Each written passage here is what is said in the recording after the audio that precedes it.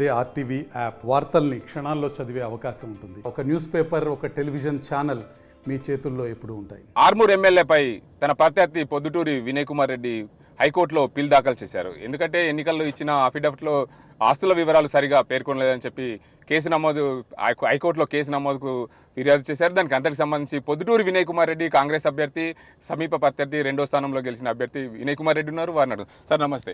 ముఖ్యంగా చెప్పండి, మీరు ఆర్మూర్ ఎమ్మెల్యే పైడి రాకేష్ రెడ్డిపై కేసు ఎందుకు వేశారు? ఏం జరిగింది? మొదటగా ఆయన మీద అనుమానం ఉండే, ఎందుకంటే ఆయన ప్రాపర్టీస్ మనం అఫిడవిట్ చూసినాం. మామూలుగా బయట మార్కెట్లో అంకాపూర్లో ఆయన చెప్పుకోవడం 1000 కోట్లు ఉన్నాయి, నాకు 1000 కోట్లు ఉన్నాయని చెప్పిండు. అఫిడవిట్లో పరిశీలిస్తే మొత్తం కలిపితే 8 కోట్లు 9 కోట్ల ఆస్తులు మించలే. ఏందా అని చెప్పి దాని వెనకాల చూసినాం, వెహికల్స్ చూసినాం, కొన్ని వెహికల్స్ మెన్షన్ చేశారు. దాని యొక్క డ్యూస్ ఏమన్నా ట్రాఫిక్కి పోలీస్ వాళ్ళకి సంబంధించిన డ్యూస్ ఉన్నాయని చెప్పి ఛాలెన్స్ చెక్ చేయడం జరిగింది. ఒక 5 వెహికల్స్ పైన ఛాలెన్స్ పెండింగ్ ఉన్నాయి.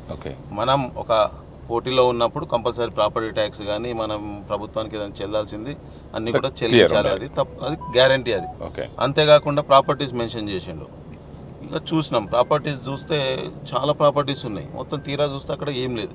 ఏందా అని చెప్పి ఒక్కొక్క ప్రాపర్టీ, ఒక 13 ప్రాపర్టీలు తెలంగాణ రాష్ట్రంలో ఉన్న ప్రాపర్టీస్ని చూస్తే ప్రతి ప్రాపర్టీ ఏదైతే మనం గవర్నమెంట్ వాల్యూ ఉంటుందో గవర్నమెంట్ వాల్యూ అనేది తప్పకుండా మెన్షన్ చేయాలి ఎవరైనా సరే. ఇప్పుడు నాకు ఇల్లు ఉంది, ఇల్లు గవర్నమెంట్ వాల్యూ ఒక 2.5-3 కోట్లు ఉండొచ్చు. మార్కెట్ వాల్యూ 14 కోట్లు 15 కోట్లు ఉంది. నేను 14 కోట్లు మార్కెట్ వాల్యూ అడిగారు, మనం 14 కోట్లు అని చెప్పి డిక్లేర్ చేయడం జరిగింది. ఆయన విషయానికి వస్తే ఇప్పుడు అంకాపూర్లో ఆయనకి ఇల్లు ఉంది. ఆ ఇల్లుని ఎవరిని చూసినా 10 కోట్లకు తక్కువ ఉండదు మార్కెట్ వాల్యూ. కానీ దాని మీద చూస్తే 46 లక్షలు మెన్షన్ చేయడం జరిగింది. 46 లక్షలు అంటే నాకు తెలిసి ఆ ఇంట్లో ఉన్న వస్తువులకు కూడా 46 లక్షలు సరిపోవు. అట్లాంటి పరిస్థితి ఏందని చూస్తే ఆయన భూమి అక్కడ ఉంది, 30 గుంటలు ఉంది, అంటే 3640 గజాలు ఎంతనో అక్కడ ఉంది. దాని వాల్యూ అక్కడ మన ఆయన మెన్షన్ చేయడం 6 లక్షలే మెన్షన్ చేశాడు. దాని విలువ చూస్తే ప్రభుత్వం వాల్యూ మార్కెట్లో మనం బోదలుచుకోవాలి. ప్రభుత్వం ఏదైతే వాల్యూ ఉందో 1700 రూపాయలు పర్ గజం ఉంది. ఇంటూ 3600 వేస్తే సుమారు 60 లక్షల రూపాయలు అవుతుంది. 60 లక్షలు ఎక్కడ, 6 లక్షలు ఎక్కడ? సరే, ఒక 5 లక్షలు అటు ఇటు ఉంటే పర్వాలేదు, అది ఎవరన్నా నడుస్తుంది.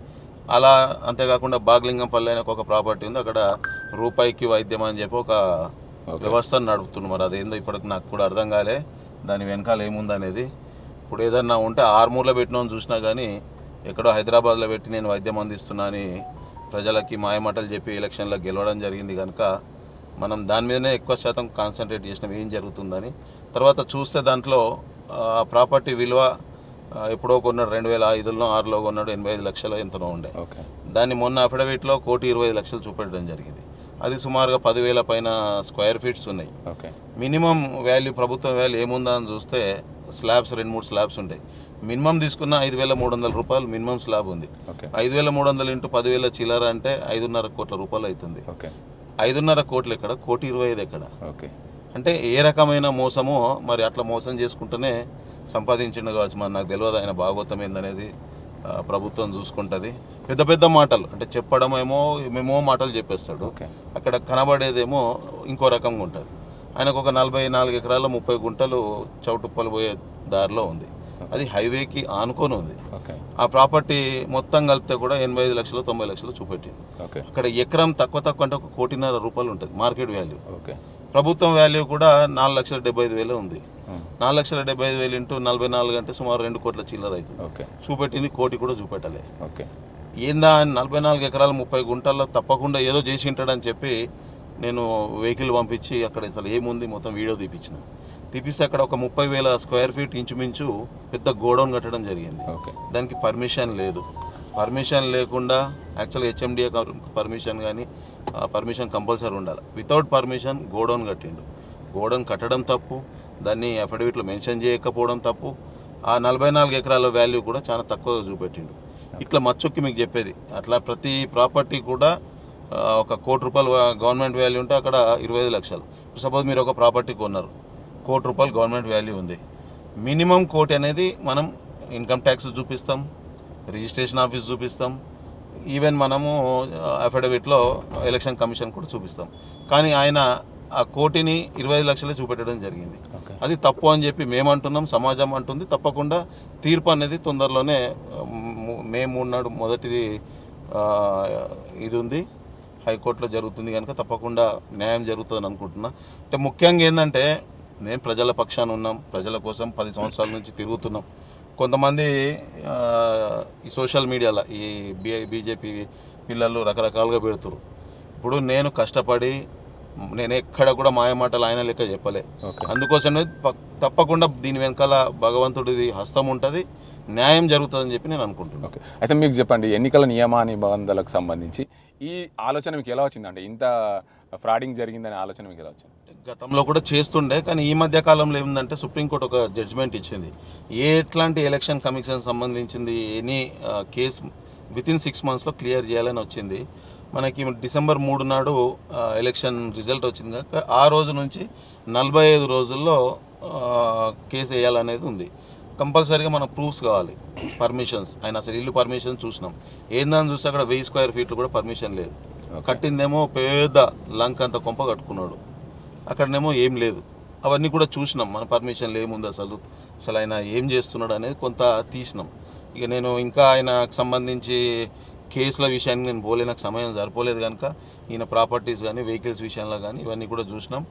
సుమారు ఒక 28 మంది ఎంతనో మొన్న 119లో వేయడం జరిగింది. తప్పకుండా ఎవరైనా సరే తప్పు చేస్తే న్యాయస్థానం ఉంది, తప్పకుండా శిక్షిస్తుంది. భగవంతుడు కూడా ఈ విషయంలో తప్పకుండా ఇట్లాంటి వాళ్ళని శిక్షించాలని చెప్పి కోరుకుంటున్నాను. అయితే మీరు పిల్ దాఖలు చేశారు, పిల్ దాఖలు చేసిన నేపథ్యంలో ఖచ్చితంగా పైడి రాకేష్ రెడ్డికి బిగ్ షాక్ తగులుతుందని చెప్పవచ్చా? దీని మీద తప్పకుండా జరగాలి, ఎందుకంటే తప్పు చేయొద్దు.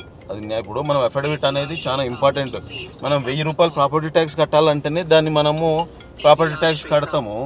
అట్లాంటిది ఇది చాలా పెద్ద తప్పిదం కనుక తప్పకుండా దానికి సంబంధించి కోర్ట్స్ ఉన్నాయి, దానికి సంబంధించిన వ్యవస్థ ఉంది, తప్పకుండా చూసుకుంటుంది. దాని అంటే ఏదైతే మే 3వ తారీఖు నాడు ఎలాంటి రిజల్ట్ వస్తుందని చెప్పి మీరు ఆశిస్తారు? మే 3 నాడే వస్తుందని కాదు, మే 3 నాడు వాళ్ళకి సంబంధించి వాళ్ళేమన్నా మనం ఆల్రెడీ ప్రతి క్యాండిడేట్ ఎవరైతే కాన్స్టిట్యున్సీలో పోటీ చేసిన 15 మందో 16 మందో ఉన్నారు, ప్రతి ఒక్కరికి కూడా మనం ఏదైతే ఫైల్ చేసినామో ఆయన ఏమేమి తప్పులు చేసిండో మనం సంతకాలు పెట్టి ప్రతి క్యాండిడేట్కి ప్లస్ ఎలక్షన్ కమిషన్కి మన సిఎస్కి ఇక్కడ ఉన్న ఆర్డీఓకి ప్రతి ఒక్కరు కూడా ఒక సెట్ ఆఫ్ కాపీ అందరు కూడా పంపిస్తాం, 1-2 పంపిస్తారు.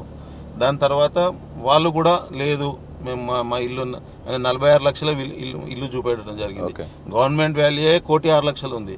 మరి దాన్ని ఏ రకంగా వాళ్ళు చూపెట్టుకుంటారు, మళ్ళీ ఇంకేదన్నా బోర్లా కొట్టించే ప్రయత్నం ఏం చేస్తారో మరి తెలియదు. ఎందుకంటే ఆయన ఎక్కడ పోయినా కానీ నేను చూస్తున్నా కదా, నేను గతంలో నేను పెద్దగా అప్పుడప్పుడు కలుస్తుంటే ఎప్పుడో హాయ్ బాయ్ అనే రకమైన ఫ్రెండ్షిప్ ఉండే, కానీ చూస్తూ ఉంటే ఆయన ఎలక్షన్ తర్వాత ఏదైతే మాట్లాడే విధానం చూస్తుంటే అసలు నేను నిన్న కూడా ఆయన మిత్రుల్ని కలిసిన, అన్న మేము ఆయన చిన్నప్పుడు ఫ్రెండ్స్ అన్న, కానీ ఏనాడు కూడా మమ్మల్ని పట్టించుకునే నాతులు లేడని అన్న చెప్పిండు.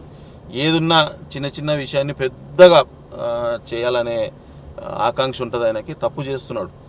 మొన్న ఒక మాక్లూరు టెంపుల్ పోయినాం, ఒక రామాలయం గుడిలోకి పోయినాం, ఒక మంచి వాతావరణం, గుడి ఓపెనింగ్ ఉంది. 12 సంవత్సరాల నుంచి వాళ్ళ ఆకాంక్ష నెరవేరింది. వాళ్ళందరినీ పిలిచారు, మేము పోయినాం, వాళ్ళు పోయారు. అక్కడ పోయి కూడా రాజకీయం చేసే ప్రయత్నం చేస్తున్నారు. అక్కడ పోయి కూడా హిందూ ముస్లింల మధ్య అక్కడ రామాలయం ఏంది, హిందూ ముస్లిం ఏంది, నీకేం సంబంధం?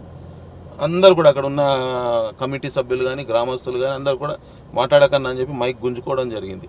ఇట్లాంటి పరిస్థితి అక్కడనే కాదు, మొన్న ఒక మూవీ షూటింగ్ దాంట్లో కూడా రిలీజింగ్లో కూడా నారాయణమూర్తి గారు కూడా ఆయనని డైరెక్ట్గా మాట్లాడింది, నువ్వు తప్పు చేస్తున్నావు, తప్పుగా మాట్లాడుతున్నావు అని.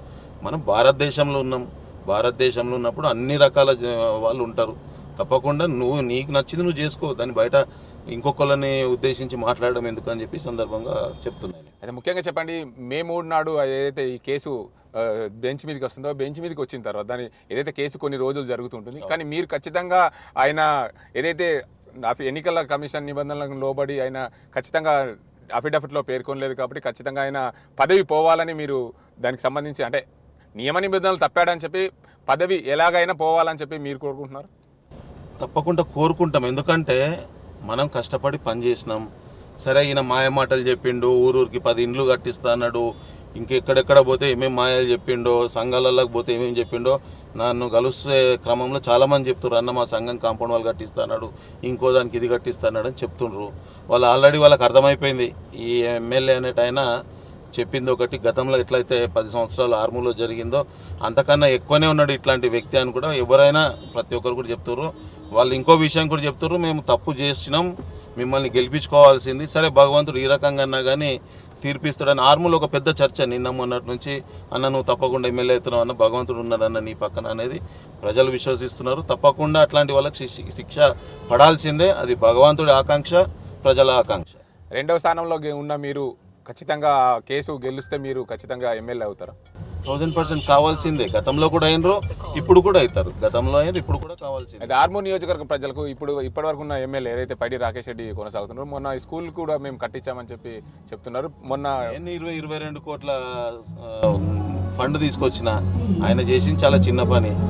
అది నేను ఎప్పుడో గతంలోనే చెప్పిన, నేను ఆయన చేసే డబ్బు ఉందని చెప్తున్నాడు. చెప్పేటోడు మండలికి 1-2 స్కూల్ దత్తత తీసుకోవాలని చెప్పి గతంలో చెప్పినా, ఇప్పుడు కూడా చెప్తున్నా. పైసలు ఉంటే ఇప్పుడు మేము చేసినాం, 10 సంవత్సరాల నుంచి సేవ చేసుకుంటూ ఇక్కడికి వచ్చినాం. రాత్రి వచ్చి నేను చేసిన ప్లాట్ఫామ్ మీద నిలబడి గెలిచి నేను డ్రామాలు చేయలే. నేను తయారు చేసిన ప్లాట్ఫామ్ అది. ఆ ప్లాట్ఫామ్ మీద నువ్వు గెలిచినావు మంచిగా. నువ్వు ఏదైతే హామీలు ఇచ్చినావో ఆ హామీలు నెరవేర్చడానికి పని చేయాలి. గత ఎంపీ అదే రకమైన మనిషి ఉన్నాడు, ఈ ఎమ్మెల్యే కూడా గట్లే ఉన్నాడు. ఆయనను ప్రజలు ఎందుకు గెలిపించారు?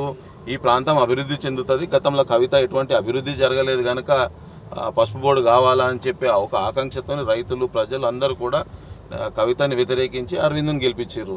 ఈ అరవింద్ ఏం చేస్తాడు? ఎదుటోని మీద ఎప్పుడు బట్టగాలు చేస్తాడు తప్ప నువ్వేం చేసినావు, ఈ ప్రజలకి నిన్ను గెలిపించిన ప్రజలకు ఏం చేసినావు అంటే ఏం లేదు.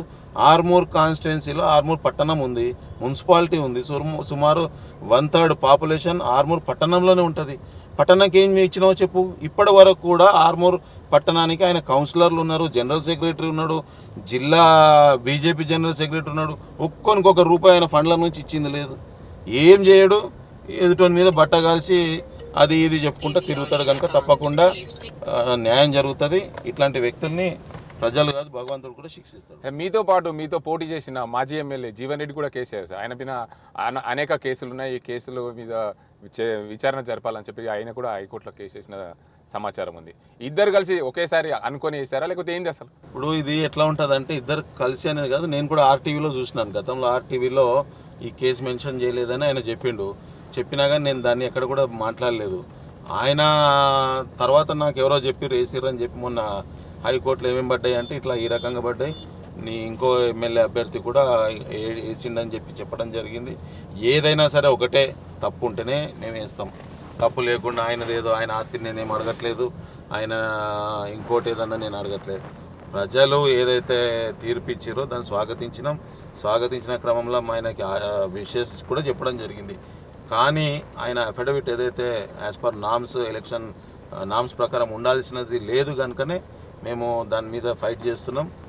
తప్పకుండా న్యాయం జరుగుతుంది.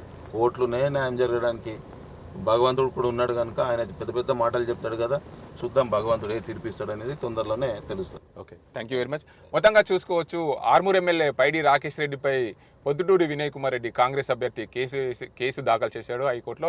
ఎన్నికల నియమ నిబంధనలకు సంబంధించి ఏదైతే ఆయనకున్న ఆస్తుల వివరాలు, అంకాపూర్ కానీ హైదరాబాద్ కానీ తనకున్న ఆస్తుల వివరాలకు సంబంధించి పూర్తి స్థాయిలో ఎన్నికల నియమ నిబంధనలకు లోబడి ఎక్కడ కూడా అఫిడవిట్లో దాఖలు చేయలేడు. కాబట్టి ఖచ్చితంగా దాన్ని అన్నింటినీ దృష్టిలో పెట్టుకొని మేము హైకోర్టులో కేసు వేసాం. ఖచ్చితంగా మేము గెలుస్తున్నామని చెప్పి ఆర్మూర్ కాంగ్రెస్ అభ్యర్థి 2వ స్థానం గెలిచాడు. ఖచ్చితంగా నేను ఎమ్మెల్యే అవుతాను, ఆయన ఖచ్చితంగా నేను కేసు గెలుస్తాను, ఆయన ఎమ్మెల్యే పదవి పోగొడతానని చెప్పి చెప్తున్నారు పొద్దుటూరి వినయ్ కుమార్ రెడ్డి. ఇది ఇక్కడ పరిస్థితి. కెమెరా పర్సన్ అజీంతో గంగారెడ్డి, RTV నిజామాబాద్. మరిన్ని వీడియోస్ కోసం ఛానల్ ని సబ్స్క్రైబ్ చేయండి, లేటెస్ట్ అప్డేట్స్ కోసం వాట్సాప్ ఛానల్ ని ఫాలో చేయండి అండ్ లింక్ డిస్క్రిప్షన్ లో ఉంది.